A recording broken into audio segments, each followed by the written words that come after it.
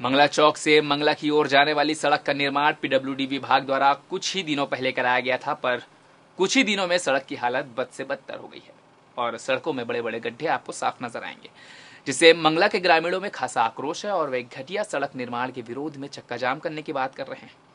वहीं मंगला के सरपंच की माने तो सड़क निर्माण को लेकर उनके द्वारा पीडब्ल्यूडी विभाग में शिकायत की गई है और विभाग द्वारा उन्हें आश्वस्त किया गया है कि जल्द ही सड़क की मरम्मत की जाएगी।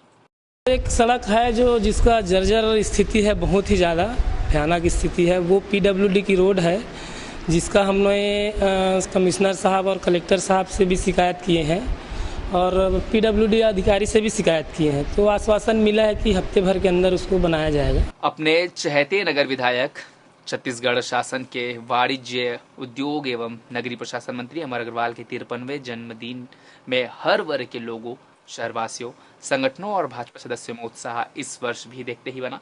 मंगलवार को अपने जननायक के 53वें जन्म दिवस को पर्व की तरह शहरवासियों ने मनाया। इस दौरान पूरा शहर बैनर पोस्टरों से लदा दिखा। महिला संगठनों ने भी इस मौके पर अपनी एकजुटता का परिचय देते हुए मंत्री श्री अग्रवाल को जन्मदिन की बधाइयां दी। इस मौके पर मंत्री श्री अग्रवाल ने समाज में महिलाओं की खास महत्ता पर संबोधन देते हुए सभी का हृदय से आभार व्यक्त किया।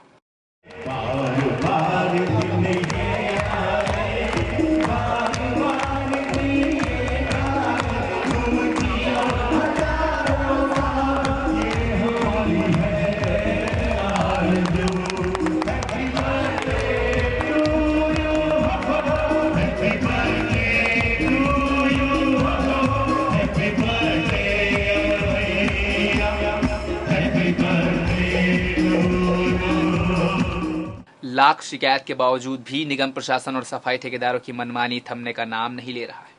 धरना प्रदर्शन, लिखित शिकायत, चक्का जाम जैसे तरकीब अपनाए जाने के बावजूद सफाई ठेकेदार अपनी लापरवाही से बाज नहीं आ रहे हैं और रात किशननगर जाने वाली मुख्य सड़क के बगल में ही शहर का कचरा डंप करने का सिलसिला जारी है। ऐसे में लोगों का कहना है कि यदि किसी भी व्यक्ति का इस गंदगी और बदबू से स्वास्थ्य खराब होगा तो इसका जिम्मेदार सिर्फ निगम और सफाई ठेकेदार होंगे। यहाँ से आश्वासन तो दे दिए है यहाँ की सरकार, मतलब यहाँ के आयुक्त लोग, कि यहाँ पे कचरा डंप नहीं किया जाएगा, लेकिन क्या है, दिन के टाइम तो नहीं करते, रात के टाइम आती गाड़ी डंप करके चल देती है, जिससे यहाँ पे बदबू फैल रही है। और उसको साफ़ करने की बात हुई थी कि मतलब 3 महीने में हटा देंगे। यहाँ पे तो अभी तक ऐसा कुछ एक्शन कुछ किया ही नहीं गया कि यहाँ से अभी तक कचरा उठाओ। यहाँ पे मच्छर की ज़्यादा जनसंख्या मतलब बढ़ गई है, यहाँ बीमारी फैल रही है लोगों को।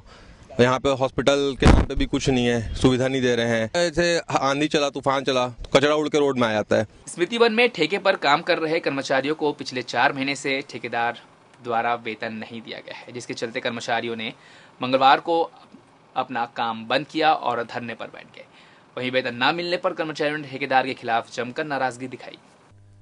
स्मृति वन में ठेके पर काम कर रहे लगभग 30 कर्मचारियों को ठेकेदार द्वारा वेतन नहीं दिया गया है, जिसे लेकर आक्रोशित कर्मचारियों ने मंगलवार को सारा कामकाज बंद कर दिया और उद्यान में ताला लगाकर धरना प्रदर्शन किया। कर्मचारियों ने बताया कि पिछले 4 महीनों से इन्हें ठेकेदार द्वारा वेतन देने की बात कही गई थी, लेकिन अभी तक वेतन नहीं दिया गया है, जिसके चलते कर्मचारियों को काफी दिक्कतें हो रही है। हमन का परमेंट नहीं देवा थे भाई। संदीप राजपूत 3-4 महीना हो गए। आज दूँ काल दूँ कथे तारीख बताते तहाँ आबे नहीं करे, गार्डन में नहीं आवे, वो है यहाँ दिखाइए नहीं देवा थे। और आज सामान पर तेन गाड़ी भेजे हैं, 4 महीने हो गया, पैसा नहीं दे रहा है। बोलता है कि 10 तारीख के आके दूंगा, उस दिन राखी पहले दे दूंगा करके बोला था 29 तारीख को, उस दिन भी नहीं दिया। फिर भी हम लोग चलो करते हैं काम, कि देगा ही तो एक दिन। हम लोग उसका इज्जत कर रहे हैं, इसका मतलब ये नहीं कि वो गरीब के इंसान का समझेगा नहीं। कर्मचारियों का यह भी कहना है कि ये लोग यहाँ चौकीदार, साफ सफाई एवं माली का काम करते हैं और इन्हें ठेकेदार द्वारा 10,000 रुपए मासिक वेतन देने की बात कहकर लाया गया था, मगर अभी तक वेतन तो दूर, एडवांस भी नहीं दिया गया है। पेमेंट 3-4 महीने से हुआ नहीं है और ऊपर से आज इन लोग सामान ले जाने की कोशिश कर रहे हैं, तो उसमें सबको बुरा लगा। सामान रहता और नहीं ले जाते तो बात की बात है, 3-4 महीने 4-5 महीने पेमेंट ना हो, और उनका मकसद क्या है अब उन्हीं लोग जाने। हमारे 3-4 महीने से पेमेंट नहीं हुआ है, तो हम तो बोलेंगे ही सामान को नहीं ले जाने देना है, गाड़ी में भेजे हैं, उसको मना किए हैं हम लोग। मार्च से ड्यूटी कर रहे हैं यहाँ कने, सुगड़ी कार्ड से एक्समैन से हैं, 4 महीना हो गया हम लोग का पेमेंट दे ही नहीं रहा है। अब जब भी पेमेंट मांगते हैं तो 15 तारीख 16 तारीख सिर्फ पैसे देता है, हम लोग का तारीख देता है, अब पेमेंट नहीं देता है। हम लोग मतलब 4 महीना हो गया सुगड़ी कार्ड का पेमेंट नहीं दिया है। ऐसे में इनका कहना है कि यदि 1 सप्ताह के भीतर ठेकेदार कर्मचारियों का वेतन नहीं देता है तो सभी कर्मचारी ठेकेदार संदीप राजपूत के खिलाफ पुलिस में रिपोर्ट दर्ज कराएंगे और उग्र आंदोलन करने में बाध्य होंगे। कैमरा पर्सन पंकज मधी के साथ Manoj Pal, city news Bilaspur. Sand art में नई उपलब्धियां हासिल करने वाले उड़ीसा के पद्मश्री अवार्ड से सम्मानित सुदर्शन पटनायक मंगलवार को बिलासपुर प्रवास पर रहे। इस दौरान उन्होंने मीडिया से रूबरू होकर अपने आर्ट के बारे में अनुभव साझा किए। सैंड आर्ट को देश में पहचान दिलाने वाले उड़ीसा के कलाकार सुदर्शन पटनायक ने मीडिया से चर्चा के दौरान बताया कि उनका बचपन अभावों में गुजरा है, लिहाजा पेंटिंग में रुचि रखने वाले सुदर्शन के पास पेंट, ब्रश और कैनवास नहीं थे, तो उन्होंने समुद्र तट को कैनवास और रेत को ही पेंट समझकर आकृतियां उकेरनी शुरू कर दी।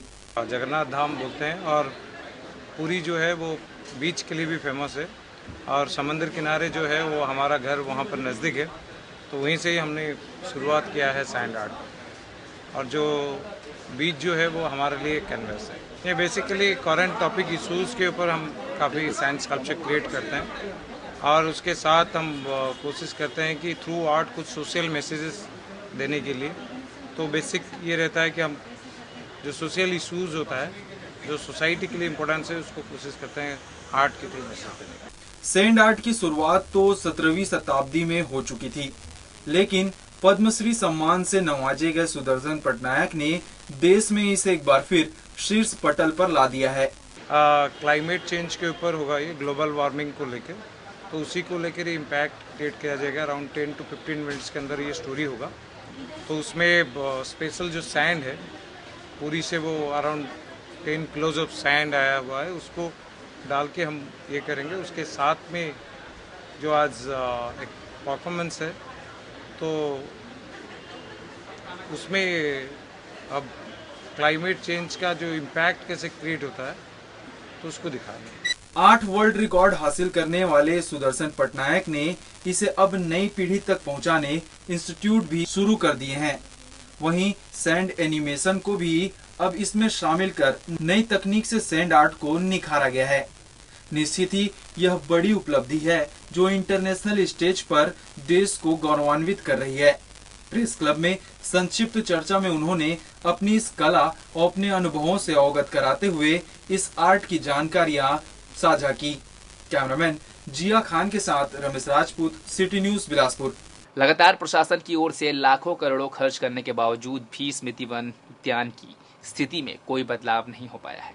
करोड़ों खर्च कर बनाई गई कलाकृतियां और सौंदर्यीकरण जहां एक ओर जर्जर हो गई हैं, वहीं अव्यवस्था और निगम के आला अधिकारियों की अनदेखी से स्मृति वन असामाजिक तत्वों की भेंट चढ़ गया है।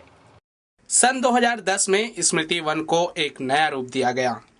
नए रूप के साथ साथ स्मृति वन में करोड़ों की लागत लगाकर सौंदर्यीकरण भी की गई और अनेकों आकर्षक लाइटें, कलाकृतियां, झूले सहित लाखों का फव्वारा भी लगाया गया, जिसका शुभारंभ छत्तीसगढ़ शासन के मुख्यमंत्री डॉक्टर रमन सिंह द्वारा किया गया। इसके बाद कुछ महीनों तक सैलानियों का आना जाना चलता रहा और दूर दराज से लोग यहां घूमने आने लगे, किंतु समय के साथ साथ अधिकारियों की लापरवाही और अनदेखी में स्मृति वन उद्यान बदहाली में तब्दील हो गया और धीरे धीरे लोग इस उद्यान को छोड़कर दूसरे उद्यान जाने लगे। सबसे पहला तो स्मृति वन में जो इंटरफेयर है नगर निगम का है। इसको ये जो स्थल है वो ग्राम पंचायत लिंगड़ी में आता है और इसमें पूरा तरीके से कब्जा नगर निगम का है। इसमें जो राजस्व उसमें दे दिया, ठेका में दे दिया, ठेका में जो पैसा राजस्व अपना कमा लिया, उसके बाद यहाँ जो भी व्यवस्था है उसे अपना हाथ खींच लिया नगर निगम ने। यहाँ मतलब जो कोई भी फंड देना है व्यवस्था के लिए कोई फंड नहीं है। जो भी लाइट वाइट है, शाम को जो लाइट जिस प्रकार से यहाँ व्यवस्था होनी चाहिए किसी प्रकार से व्यवस्था नहीं है। कई जगह अंधेरा होता है, अंधेरा का फ़ायदा उठा के कुछ जो असामाजिक तत्व लोग हैं पीना खाना करते हैं। कई प्रकार के असामाजिक क्रियाकलाप होती हैं यहाँ पर। लोगों का यह भी कहना है कि निगम ने स्मृति वन को चलाने निजी संस्था और ठेकेदारों को सौंप दिया है, जो इस उद्यान का रखरखाव सही ढंग से नहीं कर पा रहे हैं। ठेकेदार काफी समय से उसको कोई मतलब इंटरेस्ट ही नहीं है यहाँ पर।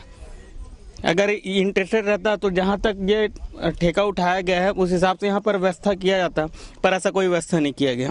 ऐसे में अब देखने वाली बात यह है कि प्रशासनिक अधिकारी उद्यान की बदहाली को लेकर कब तक गंभीरता दिखाएंगे या फिर ये उद्यान इसी तरह बदहाल पड़ा रहेगा।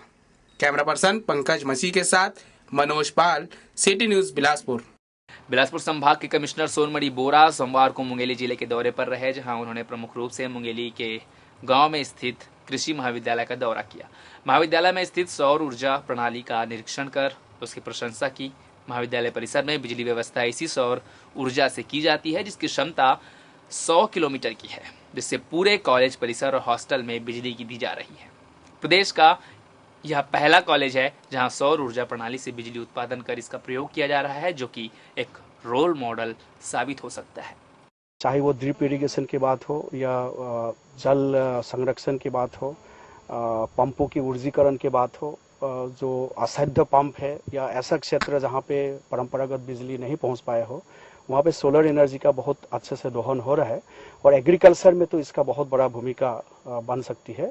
और उस हिसाब से मुझे लगता है ये जो प्रयास है एक तरीके से ये हमारे फ्यूचर के लिए, ये जो हमारा ये सोलर प्लांट है वो भी हमको काफी हेल्प कर रहा है, ताकि आज हम जो यहाँ सीख रहे हैं वो जाके इन फ्यूचर उसको और जगह अप्लाई कर सके।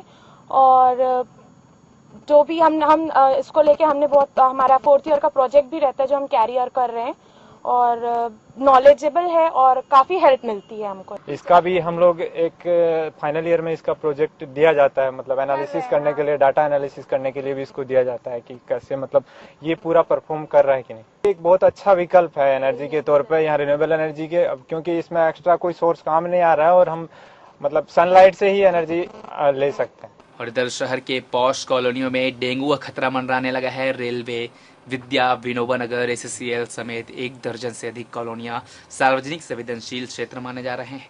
डेंगू अलर्ट जारी करने के बाद स्वास्थ्य विभाग में हड़कंप समझ गया है, पर प्रशासनिक स्तर पर कोई सार्थक कदम अब तक नहीं उठाया जा रहा है। इधर अस्पतालों में दिन प्रतिदिन डेंगू मलेरिया के मरीज बढ़ते ही जा रहे हैं।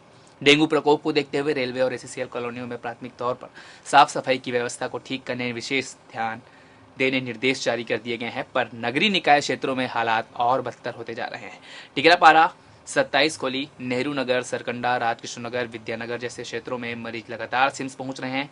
डेंगू के प्रकोप पर निगम प्रशासन की सुस्त रोकथाम कार्यवाही लोगों में आक्रोश की वजह बन रही है। इस मुद्दे को लेकर कांग्रेसी सामने आने की जरूरत समझ रहे हैं।